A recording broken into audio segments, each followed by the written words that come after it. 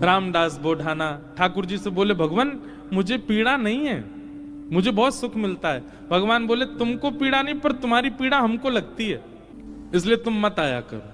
रामदास बोढ़ाना बोले इससे बढ़िया तो मेरे प्राण चले जाएं, मैं आपको देखे बगैर नहीं रह सकता। अगली एकादशी पर आप मेरे सामने नहीं होंगे तो मेरे तो प्राण ही चले जाएंगे। भगवान बोले, काम करें? बोले, क्या? हम तुम्हारे साथ चलें, तुम्हारे गांव, वहीं रह ले, तुम्हारे पास ही एकादशी क्या तुम हर दिन हमको देख लिया करना।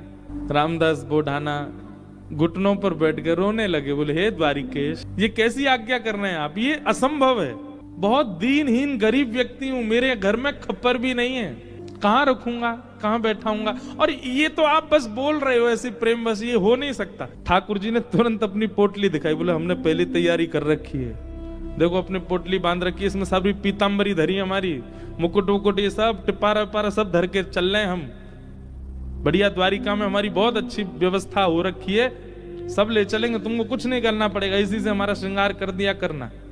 रामदास जी बोले, आप सच बोल रहे हैं क्या?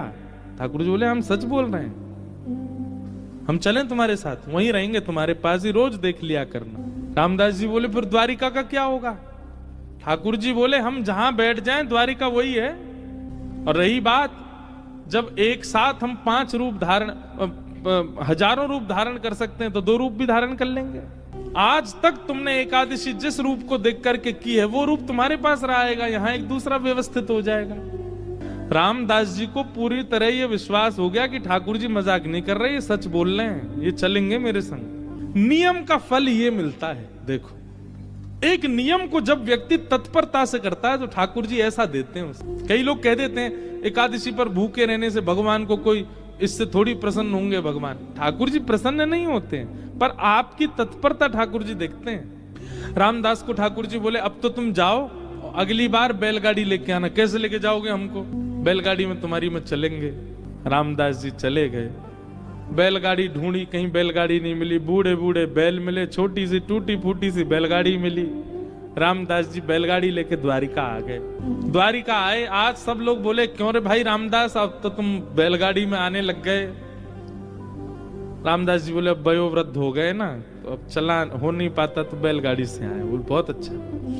रामदास जी आए, प्रसाद आदि गोमती सागर में स्नान किया, प्रसाद पाके रात में कीर्तन करने लगे। सब चले गए, रामदास जी कीर्तन कर रहे थे। अचानक से एक कपाट खुला ठाकुर जी का। अभी तक तो ठाकुर जी चिंतन में बात कर रहे थे रामदास से, पर रामदास जी ने नेत्र खोल करके देखा तो स्वयं द्वारिकाधीश अपनी एक भुजा में तो पोटली उठा रखी है और एक भुजा से किवाड़ खोल रहे हैं और 2 भुजाओं से बढ़िया संग चक्र आदि सब समेट रखे हैं। ठाकुर जी ने मुकुट उकुट सब भर रखे हैं। और रामदास से बोले, कहां तेरी बैलगाड़ी, जल्दी बता, चलें। जैसे कोई भागता है घर छोड़ के, ऐसे ठाकुर जी भाग रहे थे। आज भी मंदिर दर्शन करने जाओ आप तो द्वारिकाधीश जी की जब परिक्रमा करेंगे तो पीछे ही रामदास बोढ़ाना जहां से जिस खिड़की से ले गए ठाकुर जी को, वो खिड़की है अभी भी मंदिर में। ठाकुर जी निकल के बाहर आ गए। चलो, रामदास जी को तो विश्वास ही नहीं हो रहा है, स्वयं द्वारिकाधीश मेरे साथ जा रहे हैं। चल रहे हैं, पीतांबरी पहन की, चंदन की सुगंधी आ रही है, केसर जैसा पूरा माहौल आच्छादित हो गया उससे। ठाकुर जी जैसे ही गए, रामदास जी बोले, भगवान टूटी फूटी बैलगाड़ी है, बैठ जाओ। ठाकुर जी ने जैसी बैलगाड़ी देखी, ए रामदास, त्रिलोकी का भार लेकर के मैं इन पे बैठा, तेरे बैल तो दब जाएंगे नीचे। भगवान अब क्या करें, यही व्यवस्था मिली थी। इतना सीधा, इतना भोला रामदास। ठाकुर जी बोले, काम कर, तू बैठ, हम चलाते हैं बैलगाड़ी। रामदास जी बोले, ऐसा मत करो नाथ, मैं ही चला दूंगा। नहीं नहीं, ये तो हमारे अभ्यास की वस्तु है। अर्जुन के खूब हमने रथ हांके हैं, बहुत दिनों बाद बैलगाड़ी मिली, चलो हांके थोड़ा इसको। और रामदास पीछे बैठे हैं और ठाकुर जी आगे पैर लटका के बैठे और बैलगाड़ी चला रहे हैं। ठाकुर जी के स्पर्श होते ही बैलगाड़ी तो बिल्कुल नवीन हो गई, बैल बिल्कुल युवान हो गए।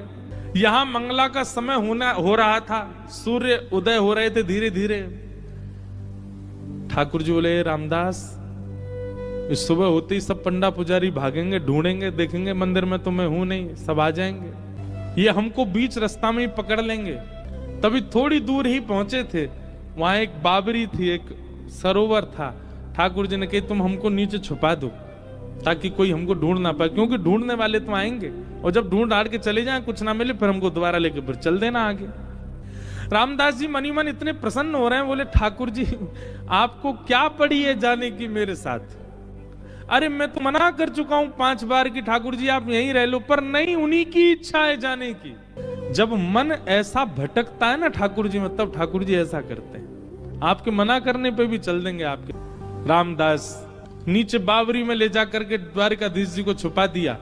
पीछे से सब पुजारी दौड़े दौड़े आए, देखा तो रामदास जी धीमे धीमे अपनी बैलगाड़ी चला रहे हैं। सबने रोक लिया, बोले रुको, तुम ही थे रात भर मंदिर में, ठाकुर जी कहां गए हमारे? रामदास जी बोले मुझे तो नहीं पता, दिखाओ।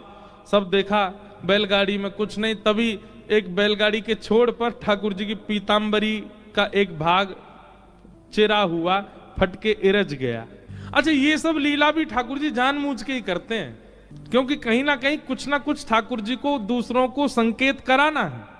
ठाकुर जी की पीतांबरी का वो अंग वस्त्र जैसे ही मिला, सब लोगों ने रामदास जी को पकड़ लिया, बोले ठाकुर जी तेरे संग ही हैं, तभी तो ये चीरा फटा हुआ है यहाँ पर, कहाँ है जल्दी बता। उन्होंने मना किया तो सबने उनको मारना शुरू कर दिया। इतना मारा, इतना मारा, इतना पीटा, बेचारे अधमरे से हो गए। बस श्वास चल रही है, बाकी तो नेत्र बंद हो गए, सुध बुध चली गई, गिर गए। पुजारियों ने देखा, बोले ये तो अधमरा हो गया, ठाकुर जी कहां हैं, ढूंढो। पास ही सरोवर था, उस बावरी में जाकर के जैसे ही देखा तो बावरी का जो जल था वो रक्त मंडित हो गया, पूरा जल रक्त से भर गया। देख करके सब लोग घबरा गए, सारे ब्राह्मण बोले ये जल इसका कैसे हो गया, जल आ कहां से, ये रक्त आ कहां से रहा है। दौड़ करके जाके देखा तो एक जगह ठाकुर जी विराजमान थे, और जहां जहां रामदास जी को डंडे मारे गए वहां वहां श्री द्वारिकाधीश जी के श्री अंग पर भी डंडे के निशान, और हर स्थान से रक्त निकल। सब पुजारी जी चरणों में गिर गए। सब ब्राह्मण देवता बोले भगवान ये क्या हो गया? बोले ये क्या हो गया, मेरे भक्त को मारते हो, मेरी इतनी आराधना करी, मेरी इतनी सेवा करी, इतना अर्चन किया, उसके बाद भी ये नहीं समझ पाए कि मेरे भक्त और मुझ में कोई अंतर नहीं है। तब क्षमा याचना करने लगे। ठाकुर जी बोले अब कुछ नहीं होगा, अब तो हम रामदास के साथ ही जाएंगे और वहीं रहेंगे। और ठाकुर जी सब देखते रह गए, लेकिन रामदास जी के साथ में ऊपर आए ठाकुर जी, और आकर के रामदास जी को जैसे हृदय से लगाया, सारे घाव ठीक हो गए और कहा ले चलो हमको। ठाकुर जी गए सीधे और डाकोर जी में जाकर के रामदास जी के यहाँ, और उनका नाम पड़ा रण छोड़ राय भगवान। बोलो रण छोड़ राय भगवान की।